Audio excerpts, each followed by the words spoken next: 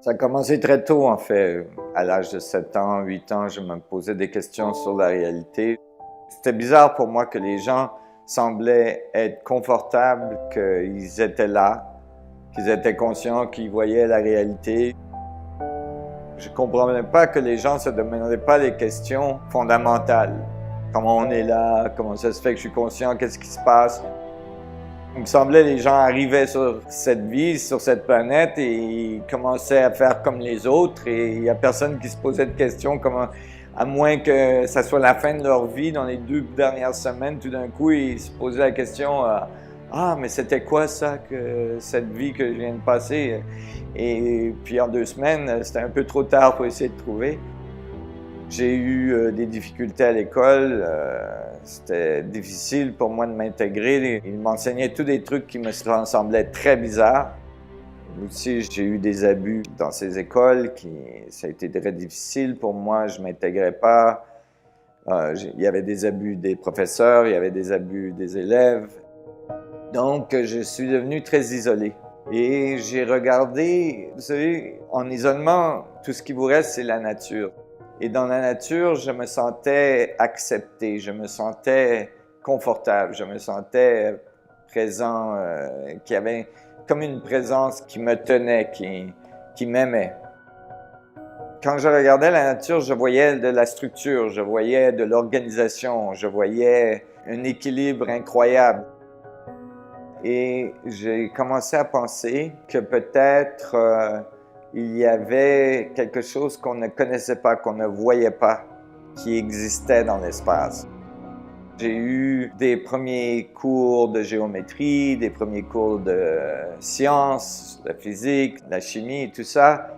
Et j'ai bien vu le système académique, j'avais des problèmes à l'école, j'avais des problèmes partout. Alors j'étais un peu allergique aux universités et j'avais pas envie de me faire dire c'était quoi la physique. J'avais envie de l'apprendre, mais ce qui m'intéressait et de la façon que je voulais l'interpréter, parce que je voulais pas être influencé. Alors j'ai décidé d'étudier indépendamment.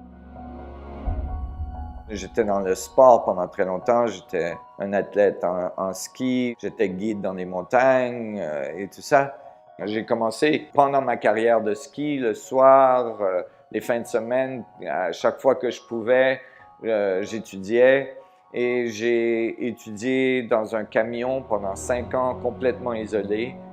Je faisais que de la recherche. Pendant 5 ans, j'ai étudié la physique le plus profond que je pouvais par moi-même et éventuellement, j'ai collaboré avec d'autres physiciens qui m'ont aidé avec des parties de la physique que je ne comprenais pas ou plutôt avec des mathématiques que je n'avais pas développées. Et c'est comme ça que j'ai appris tout ce que je sais en physique en presque 30 ans d'études. Et ça m'a amené à réaliser qu'il devait y avoir un champ structuré qui crée la matière. Et ce qui a été bien dans cette recherche, c'est que moi, je ne le faisais pas pour avoir un doctorat et aller trouver un travail. J'avais pas besoin de donner de cours, j'avais pas d'autres distractions. Je faisais juste parce que je voulais comprendre la vérité sur l'univers, sur la réalité, sur ma conscience, qui je suis et tout. Et donc, j'étais complètement libre d'étudier la physique en même temps que j'étudiais l'archéologie, la chimie, la biologie. J'étais complètement libre de voir des liens que la plupart des gens ne peuvent pas voir parce qu'ils n'étudient pas toutes ces différentes choses en même temps. Ils sont confins à une fragmentation de la physique. Vous savez, c'est pas tout mauvais. Il y a des très bonnes choses dans la physique qui ont été développées. Il faut faire attention. C'est pas tout des conneries, comme on dit en français. Désolé. Mais moi, j'ai utilisé beaucoup de choses qui étaient déjà là, qui ont été développées en fait au début de la physique moderne avec des très grands personnages qui ont fait des choses très bien, comme Max Planck, comme Einstein, Paul Dirac, des choses qui étaient très bien faites. Le problème fondamental, c'est encore cet fractionnement des contextes où on pense « Ah, ça c'est la physique, ah, ça c'est la biologie, ah, ça c'est la chimie, ah, ça c'est la conscience, c'est spirituel, c'est quelque chose, machin, machin. » Et il n'y a rien qui est relié. Même dans un domaine, la physique, c'est quantique, ça c'est cosmologique, ça c'est les étoiles, ah, ça c'est les galaxies. On étudie tout séparément, alors que l'univers, évidemment, il fait probablement pas ces distinctions. Hein? L'univers, il fait pas « moi je fais de la physique là, et puis là la biologie c'est complètement différent ». Évidemment pas. Et puis là la conscience c'est complètement différent, c'est pas relié. Et puis les atomes ne sont pas reliés aux univers, mais les univers sont faits d'atomes. Les grosses choses sont faites de petites choses, et évidemment ils doivent être reliés. Évidemment, si les grandes choses sont faites de petites choses et qu'il y a la conscience entre les deux, avec les humains, il y a des planètes, il y a des soleils, c'est tout relié. Hein, la biologie, ça doit être relié à la physique, tout ça. Et clairement, quand la matière s'organise avec des niveaux d'organisation assez élevés, le système qui a organisé cette entité peut devenir conscient d'elle-même. Donc, c'est clair que c'est un système négantropique. Si on regarde que la biologie, on voit les choses qui s'organisent, non pas les choses qui se désorganisent.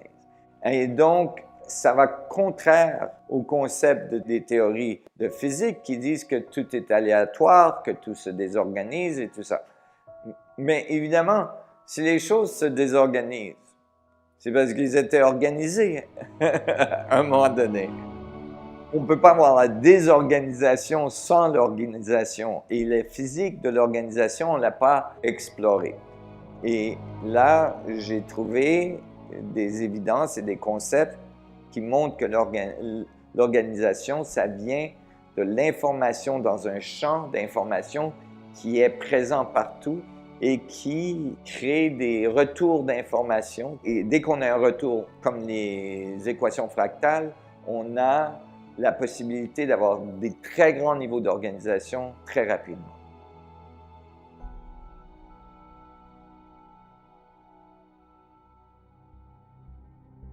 La matière est faite de 99,9999999% d'espace. Les choses qu'on touche, ils sont en fait que 0,00001 de quelque chose.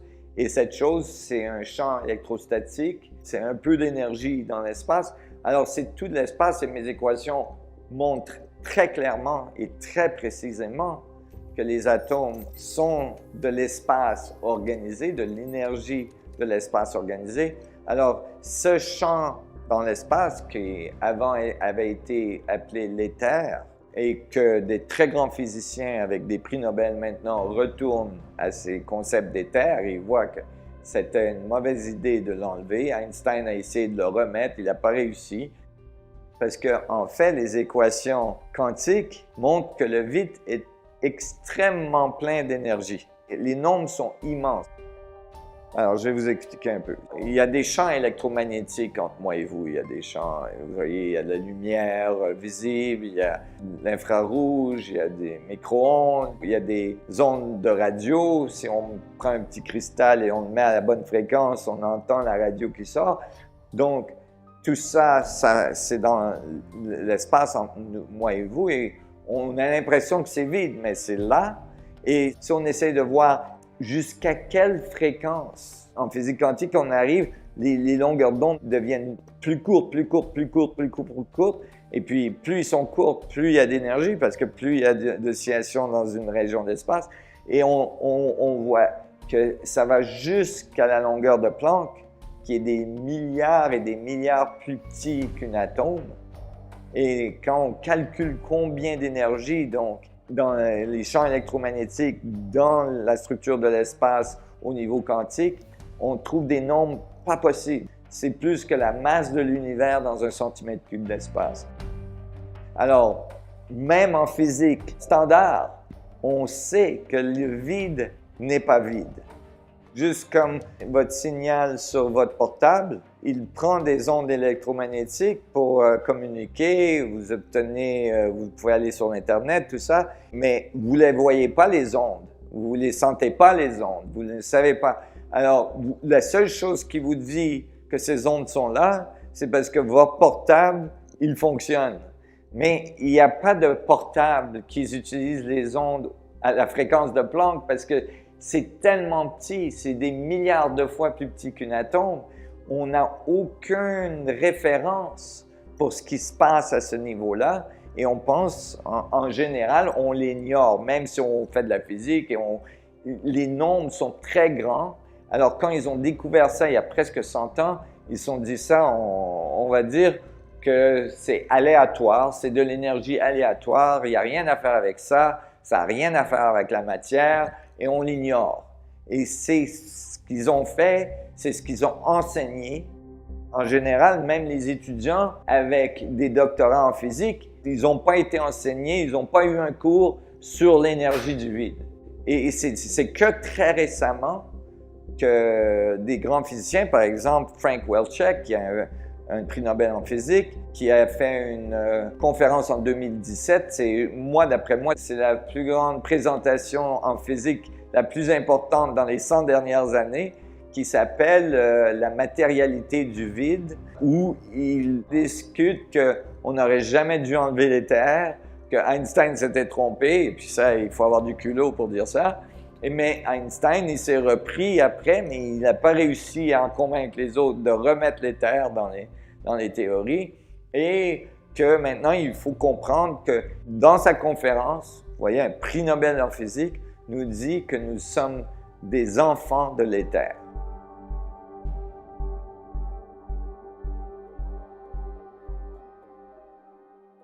La meilleure façon de visualiser ça, cette énergie du vide, c'est de la visualiser comme de l'eau, comme un fluide.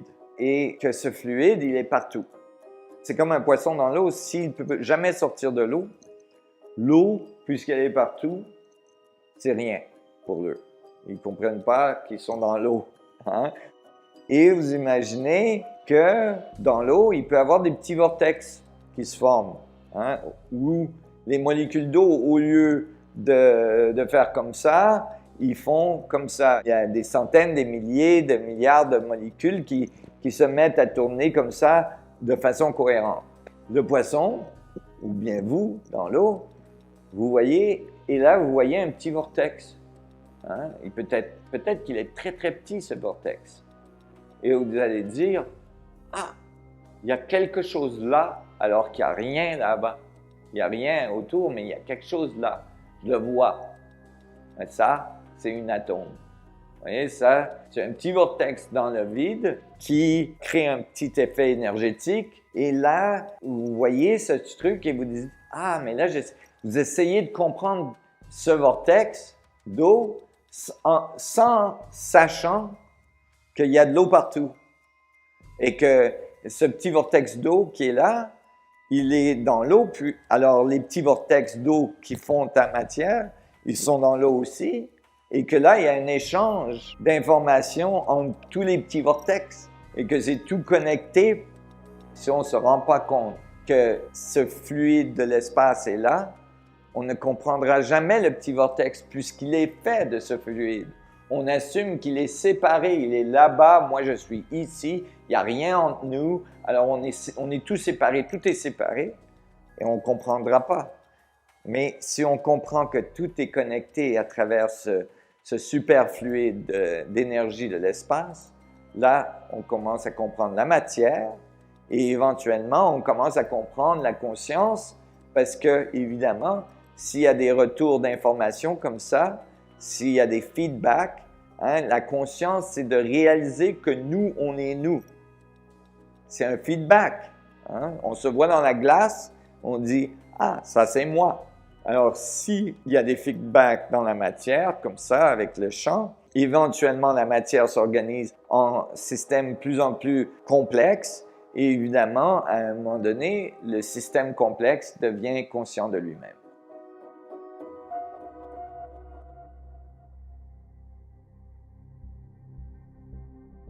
Le concept que le cerveau crée la conscience, je pense, est incorrect. Ou que la conscience est à l'intérieur de nous, aussi, je pense, est incorrect. Je ne pense pas que la conscience, ça soit, comme on l'a décrit en ce moment dans les théories standards, un épiphénomène du cerveau qui échange des minéraux entre les neurones.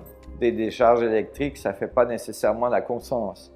On voit l'activité dans le cerveau, oui, ça, on la voit, mais ça ne veut pas dire que c'est la source de la conscience.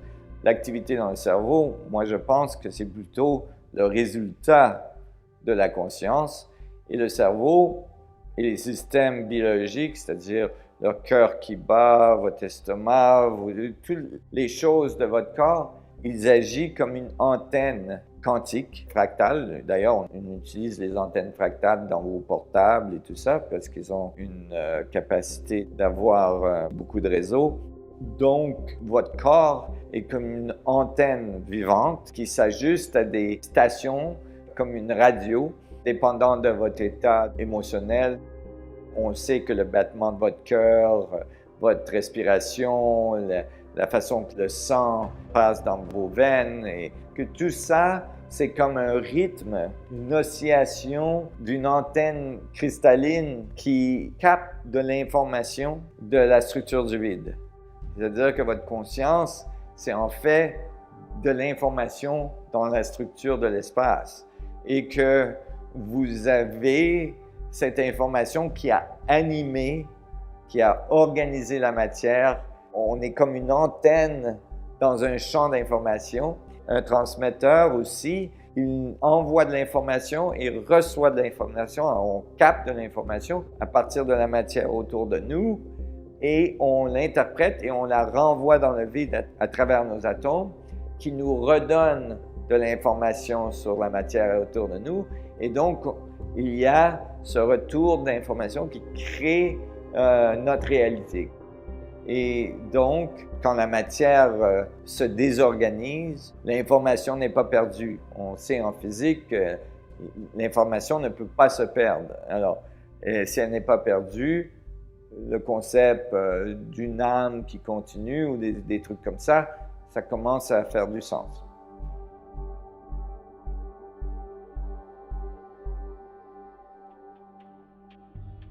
Pour l'espace-temps, il y a un problème.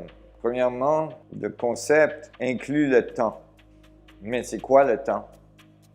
Est-ce que l'univers a un temps qui tic-tac quelque part? Vous savez, c'est un concept de l'homme, le temps. Ce n'est pas un concept nécessairement de l'univers. Si l'univers est infini, infiniment grand, infiniment petit, le concept du temps n'existe pas. Mais juste le concept de l'espace existe, c'est-à-dire il y a de l'information sur la structure de l'espace qui est enregistrée par la structure de l'espace et elle est consécutive l'un à l'autre et ça nous donne une impression de temps.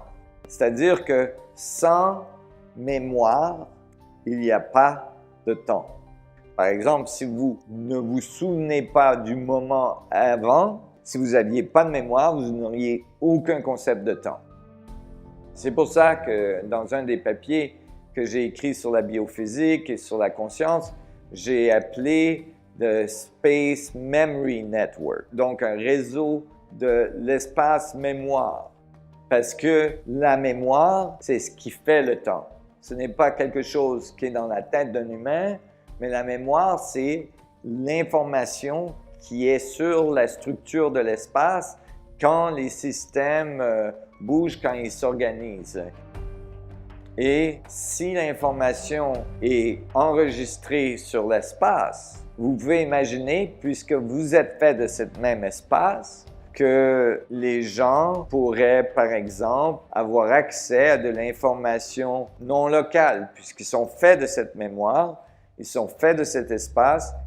Toute l'information de toute cette structure est présente à l'intérieur d'eux, et ça je l'ai prouvé dans mes équations parce que j'ai prouvé que toute l'information de l'univers est dans un proton. Donc, puisqu'on est fait de protons, c'est possible que les gens puissent accéder à de l'information qui est non locale. Par exemple, Une personne qui, en anglais on dit remote view, qui voit un endroit où ils n'ont jamais été, de l'autre côté de la planète, et qui accède à l'information qui est là. Ou une personne qui peut influencer la santé d'une autre personne.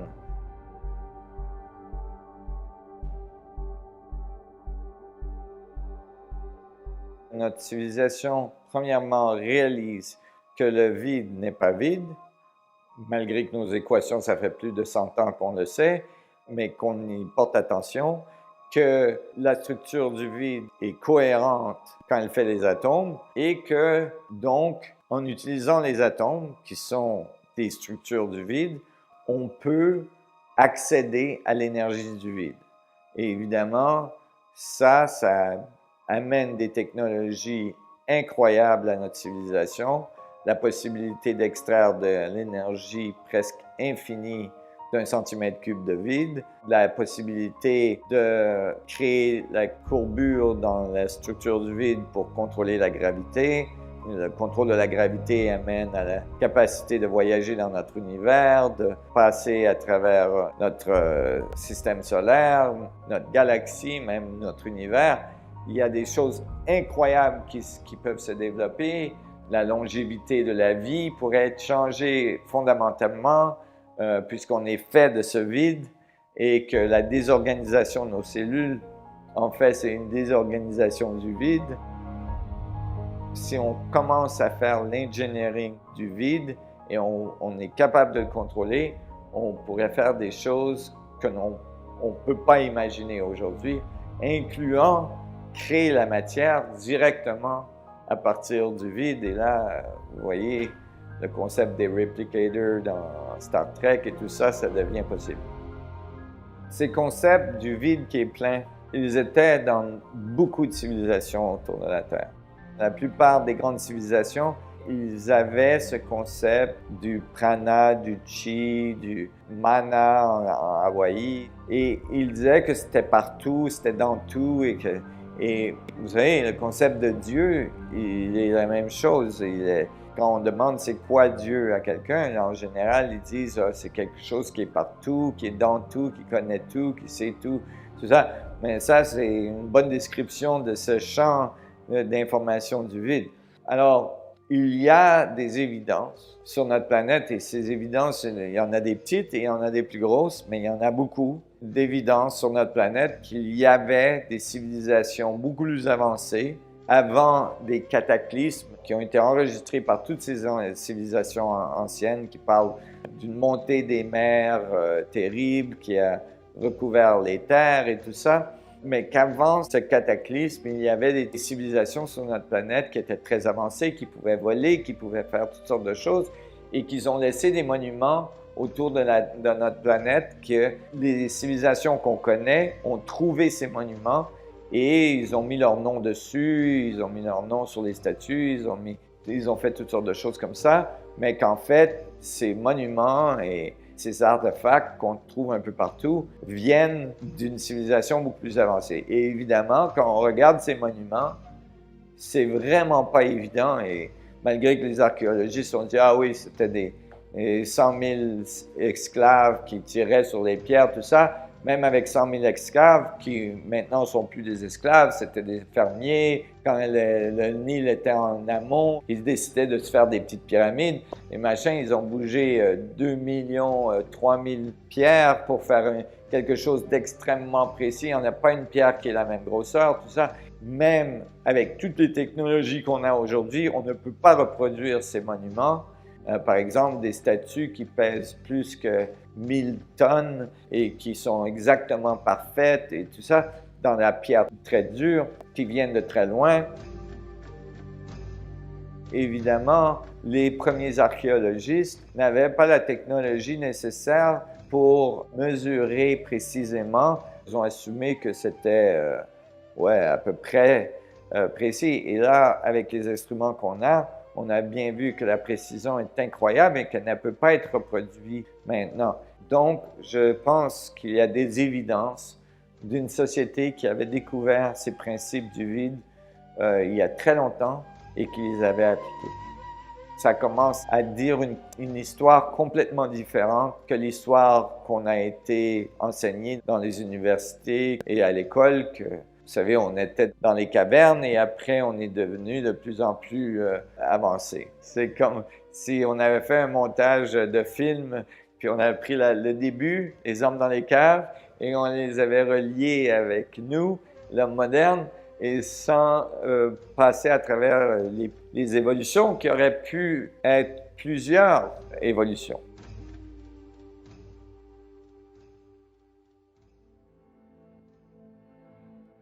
Je pense qu'une civilisation ne peut pas développer des technologies plus fortes que ce qui leur permet de s'autodétruire.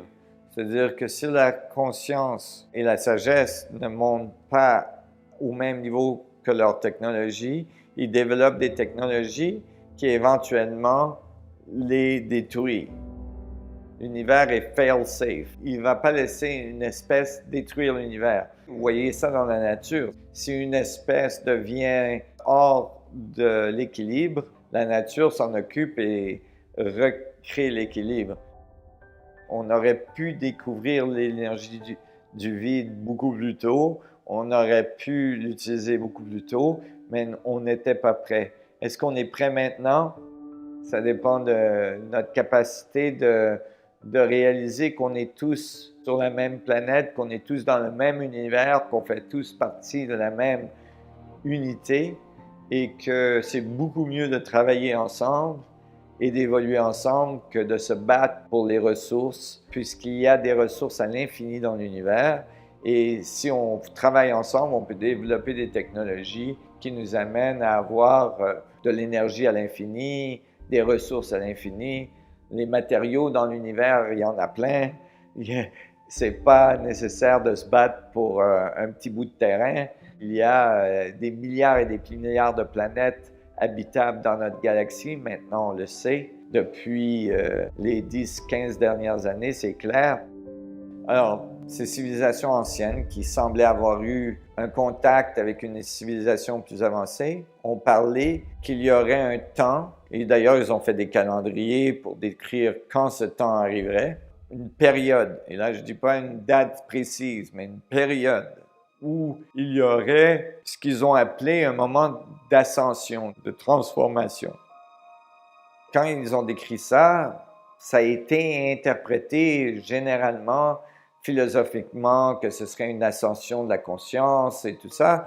Moi, d'après ce que j'ai compris et puis d'après ce que j'ai étudié dans les anciennes civilisations et dans la physique, j'ai réalisé que de ce qu'ils parlaient, c'est un changement de conscience qui amènerait une technologie et donc, à partir de là, qu'on découvrirait le contrôle de la gravité. Moi, c'est devenu clair que c'est le prochain pas pour l'humanité, le contrôle de la gravité, et que cette découverte va littéralement nous donner la capacité d'ascension, de s'enlever de la surface de notre planète pour devenir une civilisation qui vit dans l'espace, une civilisation qui a accès à d'autres planètes, qui a accès à notre système solaire, qui a accès peut-être à la galaxie, à l'univers, et que, évidemment, ce changement crée un grand changement de conscience, et que l'ascension de l'humanité, ce n'est pas nécessairement qu'une ascension de la conscience ou un concept spirituel.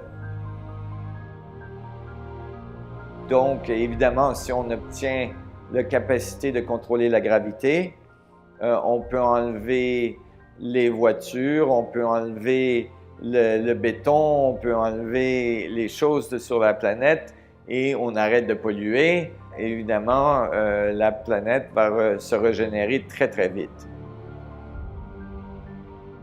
D'ailleurs, dans ces anciennes civilisations, ils parlaient du retour de notre planète à un état naturel, ou à l'état Éden qu'il était au début des temps.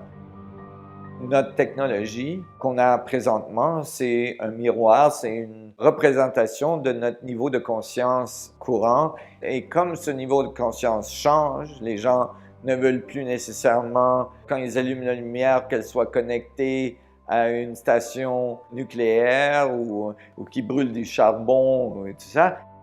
Puisque nos consciences changent, et on veut de la technologie qui est plus harmonieuse avec notre environnement, cette technologie a la possibilité d'émerger. Est-ce qu'il y a assez de changements de conscience sur notre planète pour que cette technologie émerge, qu'elle sorte, qu'elle puisse être accessible aux gens? Ça dépend s'il y a assez de gens qui changent assez vite, on y arrivera. C'est important pour les gens, surtout les gens qui sont plus conscients de ce qui se passe, qu'ils ne tombent pas dans les théories plus négatives que les gouvernements, que les entreprises ont kidnappé l'humanité, en fait, et tout ça. Il y a beaucoup de choses qui sont vraies là-dedans. Mais si on se fixe là-dessus, en fait, on participe à cette négativité. C'est important de ne pas devenir ce qu'on combat, c'est-à-dire on ne peut pas changer ce système en faisant la même chose que ce système a fait. Si on devient aussi négatif qu'eux et qu'on les combat de cette façon, on en arrive au même point. Ça n'aide pas. Il faut rester positif en restant conscient de ce qui se passe, sans l'ignorer. Il faut avoir cette joie de vivre, cette ouverture, cette positivité, parce que la négativité, elle, se détruit par elle-même. On n'a pas besoin de la détruire, elle se détruit par elle-même. Tout ce qu'il faut faire, c'est qu'il faut construire le monde qu'on veut voir dans notre futur. C'est important aussi de ne pas être isolé ou de ne pas se sentir isolé. Parce qu'on ne peut jamais être isolé. On est tous connectés, on est dans un univers, on n'est jamais isolé. L'univers nous a dans ses bras et il essaye de nous faire évoluer. Il y a plein de réseaux maintenant qui se développent. Et il y a beaucoup de gens qui interagissent. Par exemple, nous, à la Fondation, on a un cours qui s'appelle le Delegate Program. Il est en français d'ailleurs maintenant. Vous n'êtes pas isolé. Il y a de plus en plus de gens qui s'allument, qui comprennent, qui grandissent en conscience et qui sont intéressés. Alors, connectez-vous et c'est ensemble qu'on va faire la différence.